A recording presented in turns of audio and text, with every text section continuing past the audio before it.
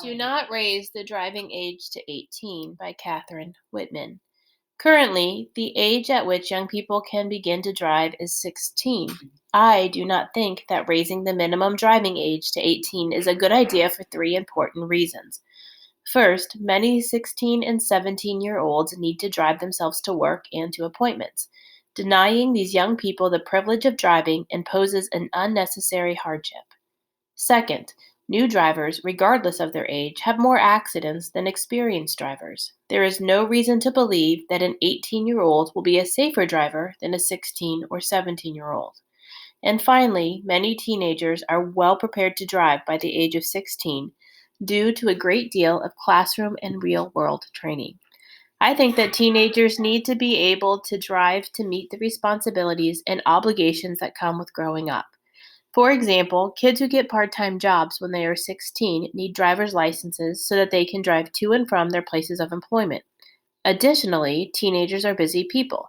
They often need to get to doctor's appointments, after school practices, or study sessions at the library. If they can drive themselves to work or other commitments, 16-year-olds do not need to depend on public transportation, taxi services, or friends and family members whose schedules might conflict with theirs. For those young people who live in rural communities, public transportation might not even be an option. I do not think that raising the driving age would effectively lower the accident rate among young drivers.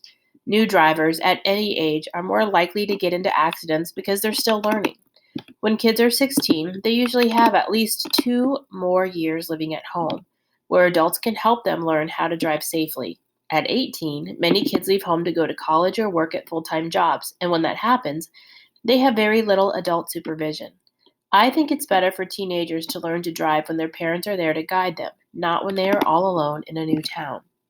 Finally, I think that many people forget just how much training teenagers must complete before they are able to receive their driver's licenses. Most teenagers have to take lessons in the classroom and on the road prior to getting provisional licenses. Often, these provisional licenses prevent new drivers from having friends in the car, thus reducing distractions. Teens must drive with provisional licenses for a while before they are allowed to drive freely with permanent licenses. I believe that, because teenagers must go through all of this training prior to obtaining their driver's licenses, they are better prepared to be on the road than many people think.